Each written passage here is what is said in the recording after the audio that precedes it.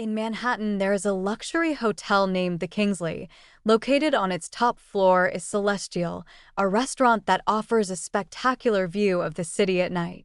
The high ceilings, softly glowing chandeliers, and the quiet sound of jazz piano all contribute to an extraordinary dining experience. Everything is of the highest quality, creating an escape from the everyday. With my heart pounding, I stepped into the elevator. Today is going to be a wonderful birthday, I truly believe that. My name is Eleanor Pierce. Today is my 42nd birthday. I rushed here, adjusting my work schedule to make it to dinner with my mother and sister. I've been looking forward to spending my birthday with my loved ones, with warm meals, smiling conversations, and caring moments.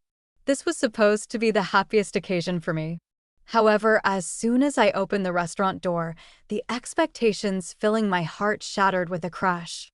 At a table in front of me, my mother Vivian and my sister Sophia were enjoying their dessert. What? I stopped in my tracks.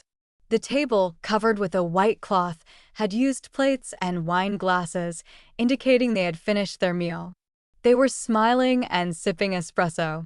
Why? I asked as I slowly approached the table. Mom? Sophia?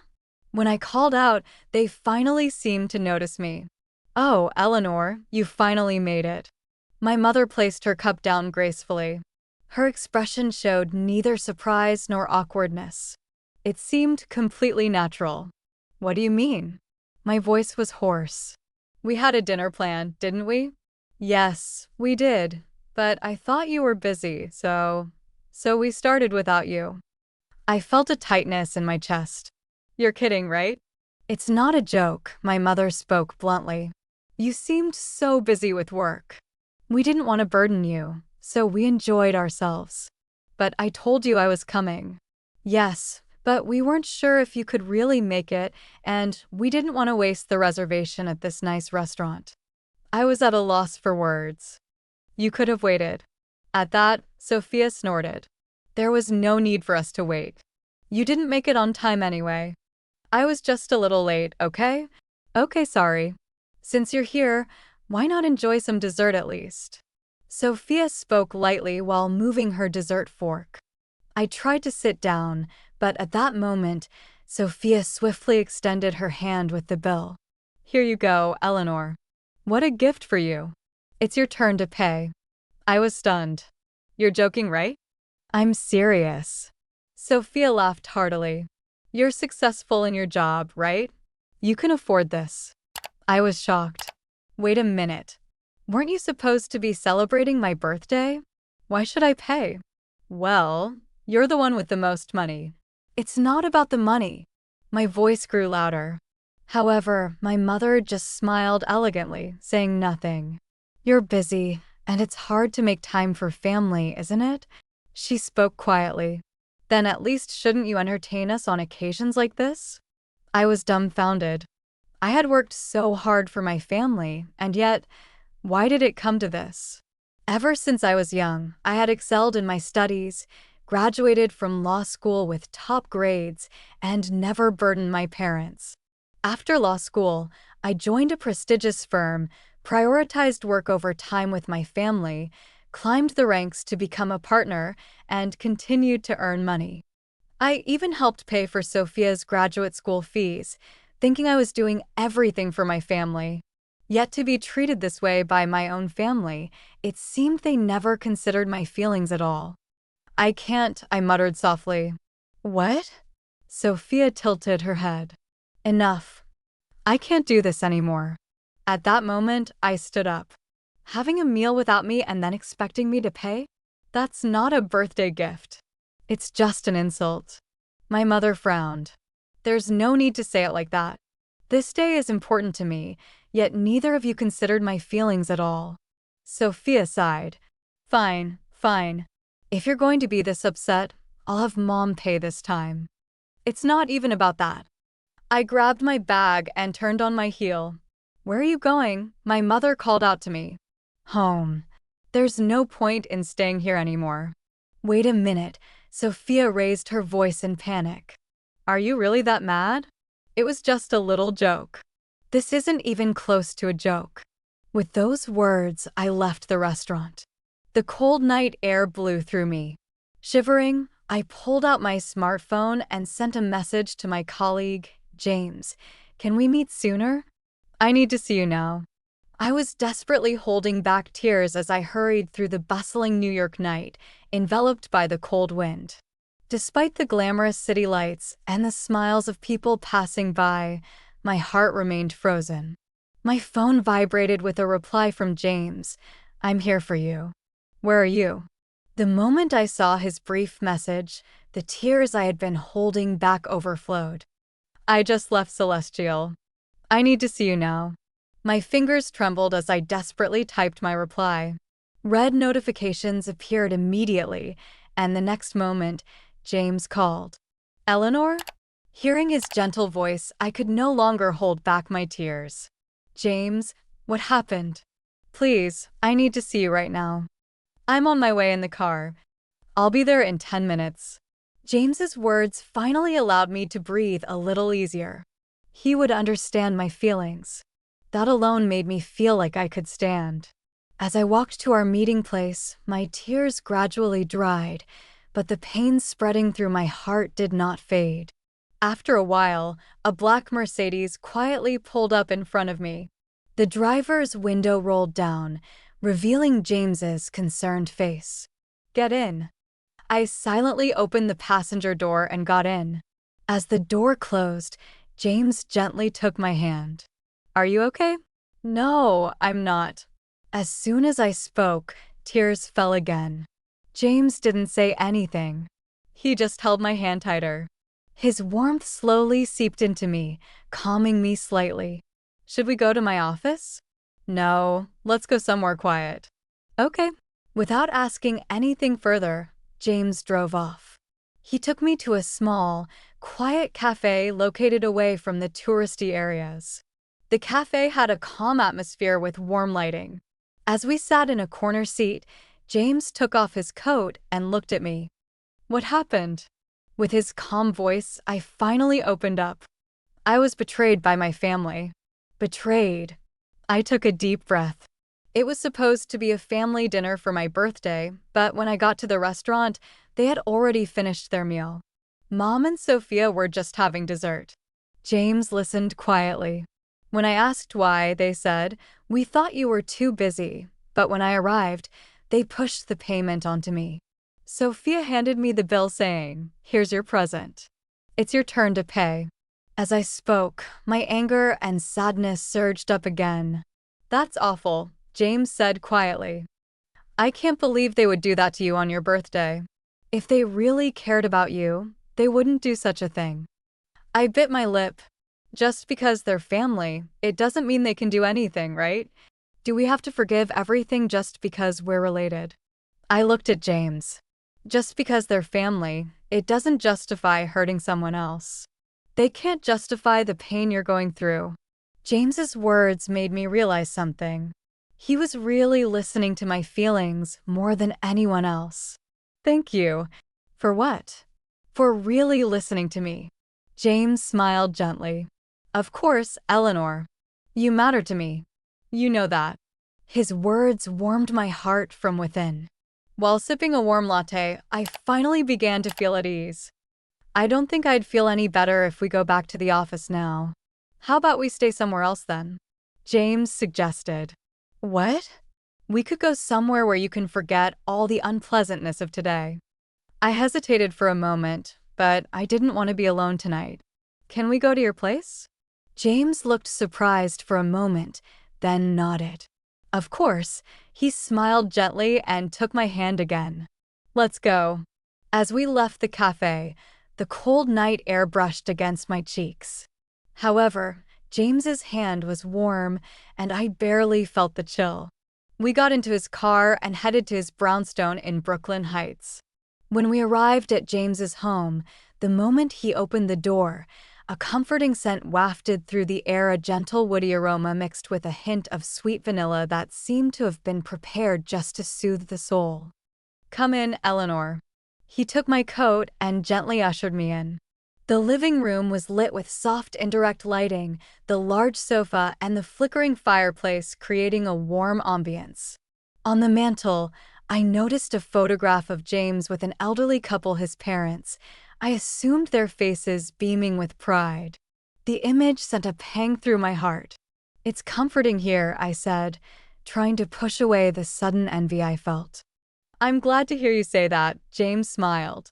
"Just wait here. I'll be right back." He disappeared into the back room. I sat down on the sofa and took a deep breath. The events of the day replayed in my mind, tightening my chest again, but being in James's house, the pain seemed to slowly subside. A few minutes later, James returned carrying something in his hands. "What's this?" "A small whole cake on a plate with a single candle." "Happy birthday, Eleanor." I instinctively covered my mouth with my hand. "James, I wanted to properly celebrate your birthday. It turned out like this, but it's still an important day to me." He gently lit the candle and placed the cake in front of me. "Make a wish and blow out the candle." Feeling overwhelmed, I closed my eyes. May I truly smile from my heart on my next birthday. With that wish, I slowly blew out the candle. "Happy birthday, Eleanor," James spoke softly, and I looked at him. "Thank you. I never expected something this wonderful." "I didn't want your day to end in sadness," he said as he cut the cake and offered me a slice. Taking a fork, I tasted it, and a perfect sweetness spread through my mouth. Delicious. "I'm glad," James smiled with satisfaction. "I wanted to make it myself, but there wasn't time." "Don't worry about that. Just preparing this for me means so much." I smiled and looked at him. James shifted his gaze awkwardly as he quietly said, "Next year, let's celebrate at a restaurant you want to go to." His words warmed my heart again. "Yes! Will you be with me next year too?" James gently held my hand and looked directly at me. "Of course! Not just this year, but always." His words nestled softly into my heart. The hurt from my family wasn't fully digested yet, but with James by my side, I felt I could start looking forward again. "Thank you, James. I'm the lucky one having you in my life." As the fireplace quietly flickered, we savored the cake and spent a tranquil time together.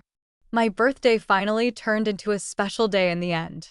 The next day, I received a phone call from my mother and sister. My mother's voice was unusually soft, and Sophia spoke in her usual light tone. "Eleanor, about yesterday," my mother began. "We thought you wouldn't mind since you're busy." "It was just a joke," Sophia continued. "We gave you the bill as a half joke, thinking you could easily afford it. We didn't expect you to get so angry." Hearing those words, I felt a tightness in my chest. Is this really something that can be dismissed as a half joke? My feelings cannot be so easily set aside. But I've always felt. I began slowly, my voice trembling. Could they sense the pain in my heart through the phone? I've always felt alienated by our family. I didn't have time to contact you because I was busy, but I felt like you were ignoring me, and it always weighed on my heart. I said this and then hung up the phone unilaterally. I was terribly shaken. Voicing it had brought out the pain I had been holding inside. Even though I knew it was the right thing to do, deep down, I still feared severing ties with my family. Soon after, my mother called back. However, I ignored the call. I didn't want to respond while my heart was still unsettled. Looking at my mother's name displayed on the smartphone screen, I coldly slid to ignore it. Messages from Sophia kept coming in. "Eleanor, please don't ignore me. Let's talk properly.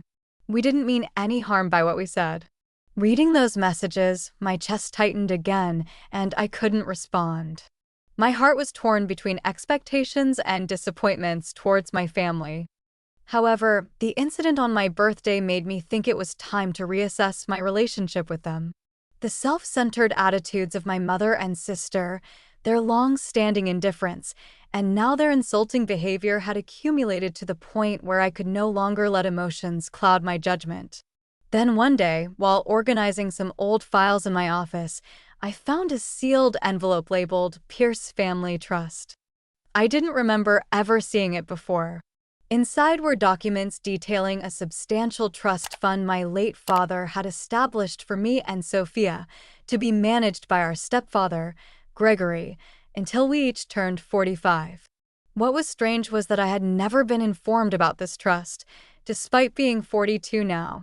My hands trembled as I read through the papers. According to the documents, the trust should have grown to several $1 million by now. But I had never seen a penny of it, nor had Sophia ever mentioned it. At the bottom of the stack was a bank statement showing regular, large withdrawals over the past decade, all authorized by one signature, Gregory Nelson, my stepfather. This can't be true, I whispered to myself. I immediately called our family financial advisor, Robert, to confirm the details of the trust. Eleanor, Robert sounded nervous. I've been trying to reach you about this for years, but Gregory always assured me he would discuss it with you. Discuss what exactly? My voice hardened. The trust fund and the investments Gregory has been making with it. Investments that have mostly failed. My blood ran cold. Not only had my family hidden this trust from me, but my stepfather had been systematically draining it my inheritance over the years. Later that day, I received a demand letter from a financial institution. When I opened the envelope labeled Notice of AR, I found a list of credit card transactions I didn't recognize. Upon investigating, it turned out that a loan had been taken out without my consent. And there I found my mother and stepfather's names. It's okay because we're family, right? When confronted, Sophia nonchalantly laughed it off. My mother also brazenly said, "You earn enough, so you should be able to help us out a bit, shouldn't you?" At that moment, something inside me broke. This was not just betrayal. It was a crime. That night, I decided to consult with James. He is usually gentle and calm, but he never compromises with injustice or irrationality. I felt that he would understand my feelings now and make a sound judgment. When I called, James answered immediately. "What's wrong?" Hearing his voice, the tension in my chest eased, but this was no time for sentimentality. I took a deep breath and explained the situation. "So your mother and stepfather used your name to take out credit cards and loans without your permission?" "Yes." And when I confronted them, they just casually said, "It's okay because we're family." "And there's this trust fund too? That your father left for you and Sophia?" "Yes." A trust fund I never knew existed. My stepfather has been draining it for years. Eleanor, I don't even have words. I can't forgive them, James. Not just for the money. For the lies. For treating me like I don't matter. James was silent for a moment. Then he said quietly in a low voice, "What do you want to do?" After thinking it over, I answered clearly, "I want to sue them." Just because they're family, that doesn't mean they can do something like this. They've been indifferent for so long, trampling on my feelings, but I can't tolerate it anymore. James sighed softly, then said, "That's fine if you've decided that. I'll support you fully. First, I'll introduce you to a lawyer. I know someone who is good with fraud cases." "Really?" "Yes. Unauthorized use of your name is a clear crime. If we act quickly, we can minimize the damage and the legal process will go smoothly." James's words gave me a sense of security. I had been hesitant to discuss family problems with anyone, but he was different. He respected my will and offered practical solutions. "Thank you, James.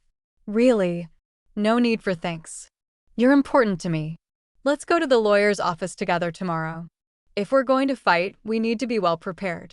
Listening to his reassuring voice, I felt my resolve strengthen. The next day, I visited the lawyer's office with James to formally discuss the unauthorized use of my name and to prepare for legal action. The lawyer calmly organized the situation and explained that it was highly likely to qualify as a case of fraud. This can be treated as a criminal case, and you can also claim damages in a civil suit. Which direction would you like to proceed in? I answered without hesitation, "Both, please." I was no longer willing to cry for the sake of my family. The suffering and sadness I had endured until now would fuel me to protect my life going forward. James's perspective. I watched Eleanor as she spoke with the lawyer, her voice steady, her eyes clear and determined. This wasn't the broken woman I'd picked up outside the restaurant. This was Eleanor Pierce, one of the most brilliant lawyers I knew, reclaiming her power. In that moment, I saw not just her resilience, but something I'd always admired, her unwavering sense of justice. Even when it meant standing against her own family. I knew what this would cost her emotionally. Family ties aren't easily severed, no matter how toxic. But seeing her now, shoulders straight, articulating her case with precision, I felt an overwhelming sense of pride. "We'll file first thing tomorrow," the lawyer was saying. Eleanor nodded, then unexpectedly reached for my hand. Her fingers intertwined with mine, seeking strength. I squeezed back, a silent promise. "I'm here. I'm not going anywhere." Whatever storm was coming, we would weather it together. A few days later, a legal notice was sent to my family through the lawyer. The first to be shaken was my sister, having overlooked my mother and stepfather's actions until now. She probably felt that this time she could not ignore the situation. "I want to talk as a family," was the message she sent. At Sophia's request, I arranged a meeting with my family with the lawyer and James also present. At the agreed time, we gathered in a private dining room at Celestial, the same restaurant where they had abandoned me on my birthday. The symmetry wasn't lost on me. The lawyer, James, my mother, sister, and stepfather were all seated there. My mother and stepfather had their usual dissatisfied expressions, but Sophia looked somewhat anxious, fidgeting with her napkin. Was it really necessary to make such a big deal out of this? That was the first thing my mother said. I laughed coldly. "If you think so, you shouldn't have used my name without permission in the first place." "But we're family," Gregory interjected, his voice deep and controlled, like always. "So, because we're family, you can do whatever you want? Even if it makes me miserable, I should just grin and bear it." Sophia retorted with a scowl, "You're exaggerating. You don't need to blame us so much. Are you that angry just because we used some money? Just some? Do you know how much money you spent? Do you know how hard I've worked to earn that money? And what about Dad's trust fund? The one you never told me about." My mother and stepfather fell silent. They must have thought that money just falls from the sky. Then my sister, who had been silent until then, took a deep breath and spoke. "Wait, what trust fund?" The look of genuine confusion on her face stopped me cold. "The trust Dad left for us. For you and me, Sophia." She turned to our mother, her face pale. "Mom? What is Eleanor talking about?" My mother couldn't meet her eyes. Gregory placed a restraining hand on her arm. "Sophia doesn't need to be involved in this," he said smoothly. "I think she does," James spoke up, sliding a copy of the trust documents across the table to my sister. "Your father left both of you a substantial inheritance. Gregory has been managing it, or rather, mismanaging it for years." Sophia's hands shook as she read the papers. "All this time, I thought." She looked up, tears in her eyes. "I thought you were just the successful one, Eleanor. That I was the failure who needed to borrow money. But they were giving me my own inheritance all along? Doling it out like I should be grateful." I had never seen my sister look so betrayed. For the first time, I wondered if perhaps we had both been manipulated, just in different ways. "Enough of this drama." Gregory stood up. "Eleanor has always been difficult. Always thinking she's better than everyone. This is just another attempt to divide this family." "No," my mother finally spoke, her voice trembling. "We were wrong." Gregory stared at her in shock. "Vivian." "I was wrong too," she continued, ignoring him. "I've let this go on too long.